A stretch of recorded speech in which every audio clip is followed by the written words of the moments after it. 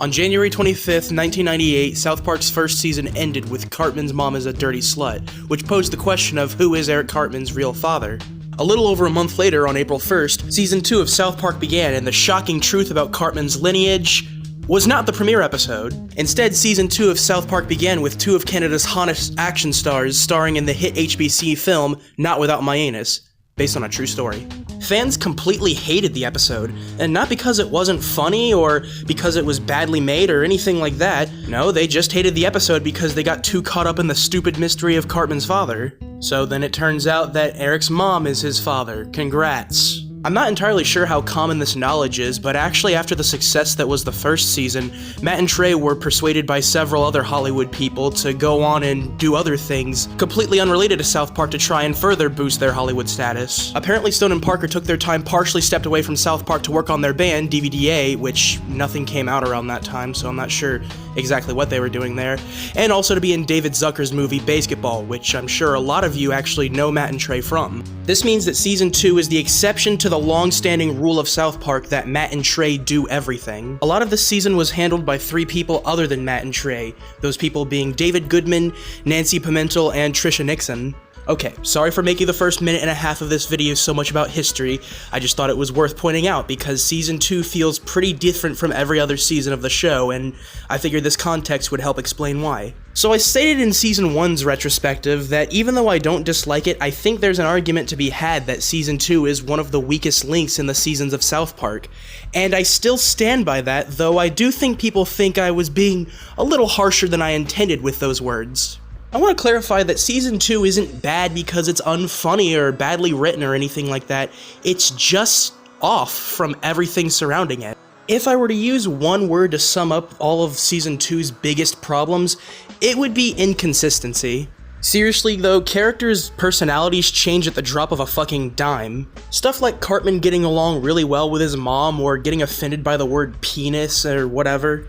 And Kyle Broslavsky, yes, Broslavsky. I know a lot of you in the comments of the last one really liked to jump on trying to correct me, but at this point in the series, his last name was Broslavsky with an S. You can go back and look at the first two seasons. I am right. Anyways, Kyle was a weirdly apathetic and bratty kid all throughout this season, and even secondary characters weren't safe from character inconsistencies, like Officer Barbrady, who, yeah, is pretty much always his regular incompetent self throughout most of the series, though he would sometimes randomly become way more self-aware than usual and sarcastic, like with a "Hoo, wow, wee, mare, let me get right on that with thinking." That's actually a perfect segue into this next point I wanted to make. If last season was Jimbo and Ned's big breakout year as secondary characters, then Season 2 is absolutely Officer Barbrady's breakout year. That's not to say he didn't get a decent amount of screen time in Season 1, or that he didn't even have good material there, but Season 2 absolutely seems to be his year. However, Season 2 is still really good to Jimbo, but not necessarily Ned. It's clear that by this point in the series, the show views Ned as more of a prop character who's only funny sometimes. And speaking of prop characters, let's go ahead and get Kenny's death tally of the season out of the way. So this might sound kind of weird, but just bear with me. Kenny appears in 17 of this season's 18 episodes, yet he has 19 on-screen deaths, with 2 deaths on City on the Edge of Forever and 2 deaths in Summer Sucks. But City on the Edge of Forever might not count considering the entire episode is a dream, so let's just go ahead and say he only died in 17 of the 18 episodes. When it comes to selecting his most unpleasant death of the season, I'd have to go with him being ripped in half on the Jesus and Pals show. Please remember that when I select the worst Kenny death, I don't mean in terms of gruesomeness or on-screen gore or anything. I always go by what I deem to be the most personally unpleasant thing to probably go through. And all this talk about Kenny dying gives me pause. Season 2 is also the season when it comes to characters spurring out their catchphrases. Seriously, this season is where you'll hear the most of "They killed Kenny! You bastards!" Okay. "Screw you guys! I'm going home." "Okay, people, move along." And who could forget that this season contains the birth of "Respect my authority!" And I think therein partially lies the problem with Season 2. It catches in on the popularity of these characters and their catchphrases, but it really doesn't seem like it fully understands them. For example, let's take a look at Cartman's dynamic in their friend group in the first season, and in all subsequent seasons. He's often singled out and alienated by the others for being an idiotic, horrible bigot. It usually goes, Cartman says something stupid about Jews, which obviously sets off Kyle, prompting him to start arguing with Cartman, and because Stan and Kyle are best friends, Stan immediately just takes Kyle's side. Therefore, Cartman being mildly ostracized from the four boys' main dynamic makes a little bit of sense usually. Season 2, though, really only sort of half gets it, in that it knows that Cartman is the loser of the group and the others don't like him because he's an idiot, but it really doesn't show why very well. Where they usually portray Cartman as completely greedy, wrathful, and intolerant, this time around they mainly portray him as kind of a slightly egotistical, bratty little loser kid who just wants to hang out with his friends, but they keep making fun of him for being fat. Last year, Cartman was ripping on people completely unprovoked, spewing out childish hate speech, kicking people in the nuts, breaking into Kyle's room, stuff like that, and you sort of got why everyone hated him. This year, though, he's just hanging out with his friends when they all of a sudden all just dogpile on him for no reason. Just take a look at this little catchphrase they kept trying to give him all throughout the season that never ended up sticking throughout the show. I love you guys. I love you guys. I love you guys. Now, I would argue that Spooky Fish is really the only episode of the season where Cartman really feels like Cartman. But at the end of the day, South Park is a comedy show. Who cares if the characterization is off throughout the entirety of this season? What really matters is the jokes, right?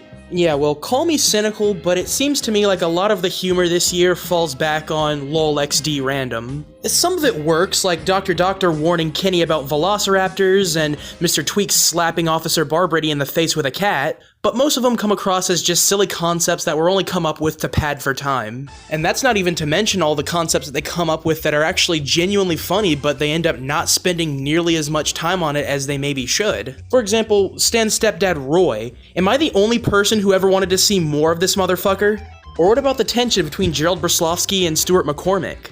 Or what about the psychotic bitch that is Sharon Martian this season?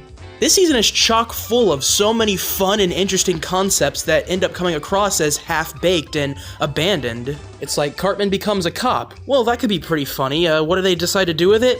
They have the same joke 3 times. South Park has their own version of Fat Albert. And while they get a little bit of mileage out of having Fat Abbott talking about how he had his Jimmy whacked and having the Cosby kids say obscene things to one another, I always find myself rolling my eyes at the fact that, oh yeah, it's just the Cosby kids threatening to kill each other. Plus points deducted for having Mushmouth's voice come out of Dumb Donald's mouth. By now a lot of you are thinking, Jesus Christ, this bitch must really hate Season 2, but that's not the case at all. I always look at Season 2 as like the awkward underachiever child that you constantly are critical of because it's just like, I see the potential in you, you can be great, you're just not applying yourself. It's sort of the same principle as Family Guy, which I know a lot of you also think that I hate with a burning passion, but it's the same thing, where you can see the missed out potential, and that just kind of creates a disconnect where it's like, you know, I know that this could be great, it's just not. And also, just like Family Guy, the dip in quality seems to stem from lack of creator input, and a generally unfocused vision and tone for the show. The difference is, Matt and Trey eventually reinstated their reign of terror over at South Park Studios. You know, I've harped on Season 2 long enough here. I think it's actually time for me to start saying a few more good things about Season 2.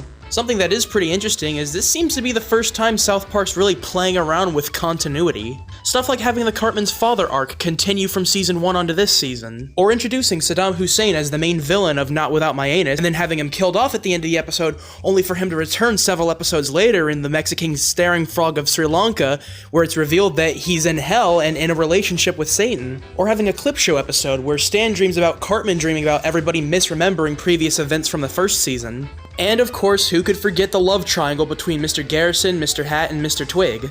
Also, this season seems to be the best year for Chef. There's a time and a place for everything, and it's called college, stinky britches, Chef's salty chocolate balls, and just everything about his brief appearances all throughout summer sucks.